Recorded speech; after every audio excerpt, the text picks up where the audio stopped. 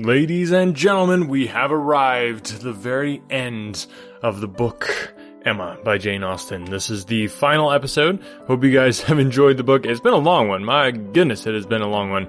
But it's been a blast getting to narrate this. Hope you've had a blast listening to it on a weekly basis. If you have, I would love to hear from you. Go ahead and get in touch with me. All the contact information is in the footer. And I love to give away free audiobooks too. So obviously all the podcast episodes are free, but there are full versions of all the books that we've done that are available for free. If you want to just get in touch with me, let me know which book you'd like to have, and then I will send it to you for free. No questions asked. So get in touch with me. Like I said, all the contact info is down below. Next week, we will be starting a brand new book, so stay tuned. It's a big surprise what book it's going to be. I think you're going to like it. Based on all the requests that I've gotten and all that sort of thing, I think this is going to be right up the alley of the listeners of Another World audiobooks. So it's been a blast going through Emma, so let's get to it. Without further ado, I give you the final chapters of Emma. Chapter 18. Time passed on. A few more tomorrows, and the party from London would be arriving. It was an alarming change, and Emma was thinking of it one morning as what must bring a great deal to agitate and grieve her, when Mr. Knightley came in, and distressing thoughts were put by. After the first chat of pleasure, he was silent, and then, in a graver tone, began with, "I have something to tell you, Emma. Some news." "Good or bad?" said she, quickly, looking up in his face. "I do not know which it ought to be called." "Oh, good, I am sure. I see it in your countenance. You are trying not to smile." "I am afraid," said he, composing his features. "I am very much afraid, my dear Emma, that you will not smile when you hear it." "Indeed? But why so? I can hardly imagine that anything which pleases or amuses you should not please and amuse me too." "This is one subject," he replied. "I hope but one, on which we do not think alike." He paused a moment, again smiling, with his eyes fixed on her face. "Does nothing occur to you? Do not you recollect? Harriet Smith?" Her cheeks flushed at the name, and she felt afraid of something, though she knew not what. "Have you heard from her yourself this morning?" cried he. "You have, I believe, and know the whole." "No, I have not. I know nothing. Pray tell me." "You are prepared for the worst, I see, and very bad it is. Harriet Smith marries Robert Martin." Emma gave a start, which did not seem like being prepared, and her eyes, in eager gaze, said, "No, this is impossible." But her lips were closed. "It is so, indeed," continued Mr. Knightley. "I have it from Robert Martin himself. He left me not half an hour ago." She was still looking at him with the most speaking amazement. "You like it, my Emma, as little as I feared. I wish our opinions were the same, but in time they will. Time, you may be sure, will make one or the other of us think differently. And in the meanwhile, we need not talk much on the subject." "You mistake me. You quite mistake me," she replied, exerting herself. "It is not that such a circumstance would now make me unhappy, but I cannot believe it. It seems an impossibility. You cannot mean to say that Harriet Smith has accepted Robert Martin. You cannot mean that he has even proposed to her again, yet you only mean that he intends it." "I mean that he has done it," answered Mr. Knightley, with smiling but determined decision, "and been accepted." "Good God!" she cried. "Well—" Then, having recourse to her work-basket in excuse for leaning down her face, and concealing all the entertainment which she knew she must be expressing, she added, "Well, now tell me everything. Make this intelligible to me. How, where, when? Let me know it all. I never was more surprised. But it does not make me unhappy, I assure you. How has it been possible?" "It is a very simple story. He went to town on business 3 days ago, and I got him to take charge of some papers which I was wanting to send to John. He delivered these papers to John at his chambers, and was asked by him to join their party the same evening to Astley's. They were going to take the 2 eldest boys to Astley's, The party was to be our brother and sister, Henry, John, and Miss Smith. My friend Robert could not resist. They called for him in their way, were all extremely amused, and my brother asked him to dine with them the next day, which he did, and in the course of that visit, as I understand, he found an opportunity of speaking to Harriet, and certainly did not speak in vain. She made him, by her acceptance, as happy even as he is deserving. He came down by yesterday's coach, and was with me this morning immediately after breakfast, to report his proceedings first on my affairs, and then on his own. This is all that I can relate of the how, where, and when. Your friend Harriet will make a much longer history when you see her. She will give you all the minute particulars which only women's language can make interesting. In our communications, we deal only in the great. However, I must say that Robert Martin's heart seemed for him, and to me, very overflowing, and that he did mention, without its being much to the purpose, that on quitting their box at Astley's, my brother took charge of Mrs. John Knightley and little John, and he followed with Miss Smith and Henry, and that at one time they were in such a crowd as to make Miss Smith rather uneasy. He stopped. Emma dared not attempt any immediate reply. To speak, she was sure, would be to betray a most unreasonable degree of happiness. She must wait a moment, or he would think her mad. Her silence disturbed him, and after observing her a little while, he added, "Emma, my love, you said that this circumstance would not now make you unhappy, but I am afraid it gives you more pain than you expected. His situation is an evil, but you must consider it as what satisfies your friend, and I will answer for your thinking better and better of him as you know him more. His good sense and good principles will delight you. As far as the man is concerned, you could not wish your friend in better hands. His rank in society I would alter if I could, which is saying a great deal, I assure you, Emma. You laugh at me about William Larkins, but I could quite as ill spare Robert Martin." He wanted her to look up and smile, and having now brought herself not to smile too broadly, she did, cheerfully answering, "You need not be at any pains to reconcile me to the match. I think Harriet is doing extremely well. Her connections may be worse than his. In respectability of character, there can be no doubt that they are. I have been silent from surprise merely. Excessive surprise. You cannot imagine how suddenly it has come on me, how peculiarly unprepared I was, for I had reason to believe her very lately more determined against him, much more than she was before." "You ought to know your friend best," replied Mr. Knightley. "But I should say she was a good-tempered, soft-hearted girl, not likely to be very, very determined against any young man who told her he loved her." Emma could not help laughing as she answered, "Upon my word, I believe you know her quite as well as I do. But, Mr. Knightley, are you perfectly sure that she has absolutely and downright accepted him? I could suppose she might in time, but can she already? Did not you misunderstand him? You were both talking of other things, of business, shows of cattle, or new drills, and might not you, in the confusion of so many subjects, mistake him? It was not Harriet's hand that he was certain of. It was the dimensions of some famous ox."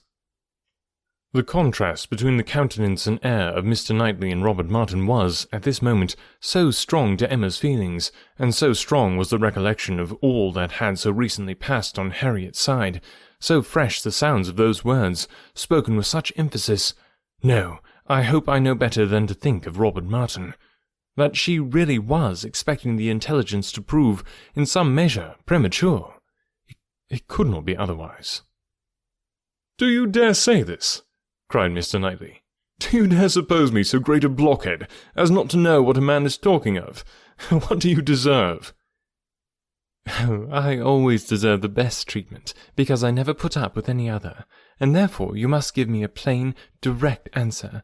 Are you quite sure that you understand the terms on which Mr. Martin and Harriet now are?" "I am quite sure," he replied, speaking very distinctly. "That he told me she had accepted him, and that there was no obscurity, nothing doubtful, in the words he used, and I think I can give you a proof that it must be so. He asked my opinion as to what he was now to do. He knew of no one but Mrs. Goddard to whom he could apply for information of her relations or friends. Could I mention anything more fit to be done than to go to Mrs. Goddard? I assured him that I could not. Then, he said, he would endeavour to see her in the course of this day. I am perfectly satisfied, replied Emma, with the brightest smiles, and most sincerely wish them happy. You are materially changed since we talked on this subject before. I hope so, for at that time I was a fool. And I am changed also, for I am now very willing to grant you all Harriet's good qualities. I have taken some pains for your sake, and for Robert Martin's sake, whom I have always had reason to believe as much in love with her as ever, to get acquainted with her. I have often talked with her a good deal. You must have seen that I did. Sometimes, indeed, I thought you were half suspecting me of pleading poor Martin's cause, which was never the case, but from all my observations, I am convinced of her being an artless, amiable girl, with very good notions, very seriously good principles, and placing her happiness in the affections and utility of domestic life. Much of this, I have no doubt, she may thank you for. Me? cried Emma, shaking her head. Poor Harriet. She checked herself, however, and submitted quietly to a little more praise than she deserved. Their conversation was soon afterwards closed by the entrance of her father. She was not sorry. She wanted to be alone. Her mind was in a state of flutter and wonder, which made it impossible for her to be collected. She was in dancing, singing, exclaiming spirits. Until she had moved about, and talked to herself, and laughed and reflected, she could be fit for nothing rational. Her father's business was to announce James's being gone out to put the horses to, preparatory to their now daily drive to Randalls, and she had, therefore, an immediate excuse for disappearing. The joy, the gratitude, the exquisite delight of her sensations may be imagined. The sole grievance and alloy thus removed in the prospect of Harriet's welfare, she was really in danger of becoming too happy for security. What had she to wish for? Nothing but to grow more worthy of him, whose intentions and judgment had been ever so superior to her own. Nothing but that the lessons of her past folly might teach her humility and circumspection in future. Serious she was, very serious in her thankfulness and in her resolutions, and yet there was no preventing a laugh, sometimes in the very midst of them. She must laugh at such a close, such an end of the doleful disappointment of 5 weeks back, such a heart, such a Harriet. Now there would be pleasure in her returning. Everything would be a pleasure. It would be a great pleasure to know Robert Martin. High in the rank of her most serious and heartfelt felicities was the reflection that all necessity of concealment from Mr. Knightley would soon be over. The disguise, equivocation, mystery, so hateful to her to practice, might soon be over. She could now look forward to giving him that full and perfect confidence which her disposition was most ready to welcome as a duty. In the gayest and happiest spirits, she set forward with her father, not always listening, but always agreeing to what he said, and whether in speech or silence, conniving at the comfortable persuasion of his being obliged to go to Randalls every day, or poor Mrs. Weston would be disappointed. They arrived. Mrs. Weston was alone in the drawing-room, but hardly had they been told of the baby, and Mr. Woodhouse received the thanks for coming, which he asked for, when a glimpse was caught through the blind of 2 figures passing near the window. "It is Frank and Miss Fairfax," said Mrs. Weston. "I was just going to tell you of our agreeable surprise in seeing him arrive this morning. He stays till tomorrow, and Miss Fairfax has been persuaded to spend the day with us. They are coming in, I hope." In half a minute they were in the room. Emma was extremely glad to see him, but there was a degree of confusion, a number of embarrassing recollections on each side. They met readily and smiling, but with a consciousness which at first allowed little to be said. And having all sat down again, there was for some time such a blank in the circle that Emma began to doubt whether the wish now indulged, which she had long felt, of seeing Frank Churchill once more, and of seeing him with Jane, would yield its proportion of pleasure. When Mr. Weston joined the party, however, and when the baby was fetched, there was no longer a want of subject or animation, or of courage and opportunity for Frank Churchill to draw near to her and say, "I have to thank you, Miss Woodhouse, for a very kind forgiving message in one of Mrs. Weston's letters. I hope time has not made you less willing to pardon. I hope you do not retract what you then said." "No, indeed," cried Emma, most happy to begin. "Not in the least. I am particularly glad to see and shake hands with you, and to give you joy in person." He thanked her with all his heart, and continued some time to speak with serious feelings of his gratitude and happiness. "Is not she looking well?" said he, turning his eyes towards Jane. "Better than she ever used to do. You see how my father and Mrs. Weston dote upon her." But his spirits were soon rising again, and with laughing eyes, after mentioning the expected return of the Campbells, he named the name of Dixon. Emma blushed, and forbade its being pronounced in her hearing. "I can never think of it," she cried, without extreme shame. "The shame," he answered, "is all mine, or ought to be. But it is possible that you had no suspicion. I mean of late. Early, I know you had none." "I never had the smallest, I assure you." "That appears quite wonderful. I was once very near, and I wish I had. It would have been better. But though I was always doing wrong things, they were very bad wrong things, and such as did me no service. It would have been a much better transgression had I broken the bond of secrecy and told you everything." "It is not now worth a regret," said Emma. "I have some hope," resumed he, "of my uncle's being persuaded to pay a visit at Randall's. He wants to be introduced to her. When the Campbells are returned, we shall meet them in London and continue there, I trust, till we carry her northward. But now I am at such a distance from her. Is it not hard, Miss Woodhouse? Till this morning we have not once met since the day of reconciliation. Do not you pity me?" Emma spoke her pity so very kindly that, with a sudden accession of gay thought, he cried, "Ah, by the by!" Then, sinking his voice and looking demure for the moment, "I hope Mr. Knightley is well?" He paused. She coloured and laughed. "I know you saw my letter, and think you may remember my wish in your favour. Let me return your congratulations. I assure you that I have heard the news with the warmest interest and satisfaction. He is a man whom I cannot presume to praise." Emma was delighted, and only wanted him to go on in the same style, but his mind was the next moment in his own concerns, and with his own Jane, and his next words were, "Did you ever see such a skin, such smoothness, such delicacy, and yet without being actually fair? One cannot call her fair. It is a most uncommon complexion, with her dark eyelashes and hair, a most distinguishing complexion, so peculiarly the lady in it, just colour enough for beauty." "I have always admired her complexion," replied Emma archly. "But do not I remember the time when you found fault with her for being so pale? When we first began to talk of her, have you quite forgotten?" "No, what an impudent dog I was! How could I dare?" But he laughed so heartily at the recollection that Emma could not help saying, "I do suspect that, in the midst of your perplexities at that time, you had very great amusement in tricking us all. I am sure you had. I am sure it was a consolation to you." "Oh, no. How can you suspect me of such a thing? I was the most miserable wretch." "Not quite so miserable as to be insensible to mirth. I am sure it was a source of high entertainment to you to feel that you were taking us all in. Perhaps I am the readier to suspect, because, to tell you the truth, I think it might have been some amusement to myself in the same situation. I think there is a little likeness between us." He bowed.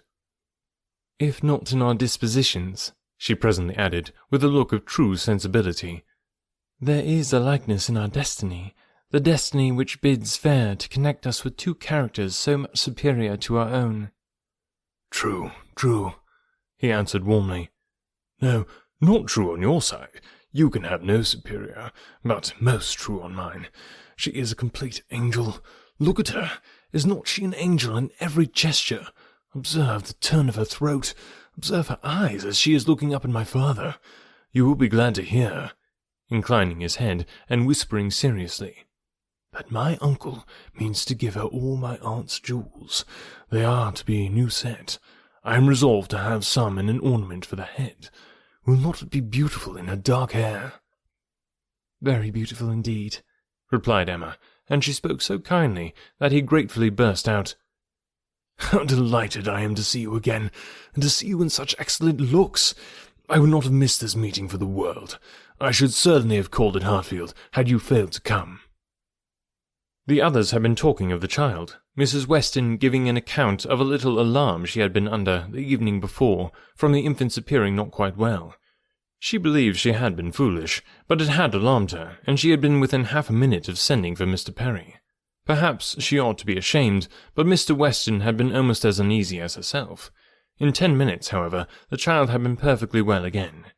This was her history, and particularly interesting it was to Mr. Woodhouse, who commended her very much for thinking of sending for Perry, and only regretted that she had not done it. She should always send for Perry if the child appeared in the slightest degree disordered, were it only for a moment. She could not be too soon alarmed, nor send for Perry too often. It was a pity, perhaps, that he had not come last night, for though the child seemed well now, very well considering, it would probably have been better if Perry had seen it. Frank Churchill caught the name. "Perry," said he to Emma, and trying, as he spoke, to catch Miss Fairfax's eye. "My friend Mr. Perry. What are they saying about Mr. Perry? Has he been here this morning? And does he travel now? Has he set up his carriage?"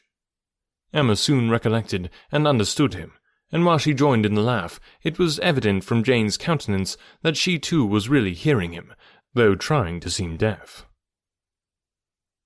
"Such an extraordinary dream of mine," he cried. "I can never think of it without laughing. She hears us, Miss Woodhouse. I see it in her cheek, her smile, her vain attempt to frown. Look at her.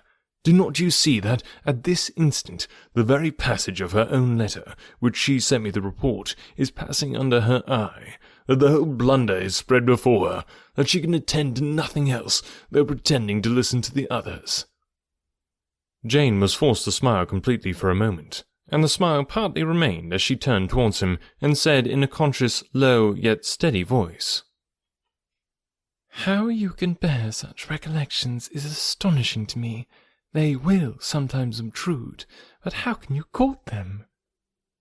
He had a great deal to say in return, and very entertainingly. But Emma's feelings were chiefly with Jane in the argument, and on leaving Randalls and falling naturally into a comparison of the two men, she felt that, pleased as she had been to see Frank Churchill, and really regarding him as she did with friendship, she had never been more sensible of Mr. Knightley's high superiority of character. The happiness of this most happy day received its completion in the animated contemplation of his worth which this comparison produced. Chapter 19. If Emma had still, at intervals, an anxious feeling for Harriet, a momentary doubt of its being possible for her to be really cured of her attachment to Mr. Knightley, and really able to accept another man from unbiased inclination, it was not long that she had to suffer from the recurrence of any such uncertainty. A very few days brought the party from London, and she had no sooner an opportunity of being 1 hour alone with Harriet than she became perfectly satisfied, unaccountable as it was, that Robert Martin had thoroughly supplanted Mr. Knightley, and was now forming all her views of happiness. Harriet was a little distressed, did look a little foolish at first, but having once owned that she had been presumptuous and silly and self-deceived before, her pain and confusion seemed to die away with the words, and leave her without a care of the past, and with the fullest exultation in the present and future. For, as to her friend's approbation, Emma had instantly removed every fear of that nature by meeting her with the most unqualified congratulations. Harriet was most happy to give every particular of the evening at Astley's, and the dinner the next day. She could dwell on it all with the utmost delight. But what did such particulars explain? The fact was, as Emma could now acknowledge, that Harriet had always liked Robert Martin, and that his continuing to love her had been irresistible. Beyond this, it must ever be unintelligible to Emma. The event, however, was most joyful, and every day was giving her fresh reason for thinking so. Harriet's parentage became known. She proved to be the daughter of a tradesman, rich enough to afford her the comfortable maintenance which had ever been hers, and decent enough to have always wished for concealment. Such was the blood of gentility which Emma had formerly been so ready to vouch for. It was likely to be as untainted, perhaps, as the blood of many a gentleman, but what a connection had she been preparing for Mr. Knightley, or for the Churchills? Or even for Mr. Elton. The stain of illegitimacy, unbleached by nobility or wealth, would have been a stain indeed. No objection was raised on the father's side. The young man was treated liberally. It was all as it should be, and as Emma became acquainted with Robert Martin, who was now introduced at Hartfield, she fully acknowledged in him all the appearance of sense and worth which could bid fairest for her little friend. She had no doubt of Harriet's happiness with any good-tempered man, but with him, and in the home he offered, there would be the hope of more, of security, stability, and improvement. She would be placed in the midst of those who loved her, and who had better sense than herself, retired enough for safety, and occupied enough for cheerfulness. She would be never led into temptation, nor left for it to find her out. She would be respectable and happy, and Emma admitted her to be the luckiest creature in the world, to have created so steady and persevering an affection in such a man, or, if not quite the luckiest, to yield only to herself. Harriet, necessarily drawn away by her engagements with the Martins, was less and less at Hartfield, which was not to be regretted. The intimacy between her and Emma must sink. Their friendship must change into a calmer sort of goodwill. And fortunately, what ought to be, and must be, seemed already beginning, and in the most gradual, natural manner. Before the end of September, Emma attended Harriet to church, and saw her hand bestowed on Robert Martin, and so complete a satisfaction as no remembrances, even connected with Mr. Elton as he stood before them, could impair. Perhaps, indeed, at that time she scarcely saw Mr. Elton, but as the clergyman whose blessings at the altar might next fall on herself. Robert Martin and Harriet Smith, the latest couple engaged of the three, were the first to be married. Jane Fairfax had already quitted Highbury, and was restored to the comforts of her beloved home with the Campbells. The Mr. Churchills were also in town, and they were only waiting for November. The intermediate month was the one fixed on, as far as they dared, by Emma and Mr. Knightley. They had determined that their marriage ought to be concluded while John and Isabella were still at Hartfield, to allow them the fortnight's absence in a tour to the seaside, which was the plan. John and Isabella and every other friend were agreed in approving it. But Mr. Woodhouse, how was Mr. Woodhouse to be induced to consent? He who had never yet alluded to their marriage but as a distant event. When first sounded on the subject, he was so miserable that they were almost hopeless. A second allusion, indeed, gave less pain. He began to think it was to be, and that he could not prevent it. A very promising step of the mind on its way to resignation. Still, however, he was not happy. Nay, he appeared so much otherwise that his daughter's courage failed. She could not bear to see him suffering, to know him fancying himself neglected. And though her understanding almost acquiesced in the assurance of both the Mr. Knightleys that when once the event were over, his distress would be soon over too, she hesitated. She could not proceed. In this state of suspense they were befriended, not by any sudden illumination of Mr. Woodhouse's mind, or any wonderful change of his nervous system, but by the operation of the same system in another way. Mrs. Weston's poultry-house was robbed one night of all her turkeys, evidently by the ingenuity of man. Other poultry-yards in the neighbourhood also suffered. Pilfering was housebreaking to Mr. Woodhouse's fears. He was very uneasy, and but for the sense of his son-in-law's protection would have been under wretched alarm every night of his life. The strength, resolution, and presence of mind of the Mr. Knightleys commanded his fullest dependence. While either of them protected him and his, Hartfield was safe. But Mr. John Knightley must be in London again by the end of the first week in November. The result of this distress was that, with a much more voluntary, cheerful consent than his daughter had ever presumed to hope for at the moment, she was able to fix her wedding day, and Mr. Elton was called on, within a month from the marriage of Mr. and Mrs. Robert Martin, to join the hands of Mr. Knightley and Miss Woodhouse.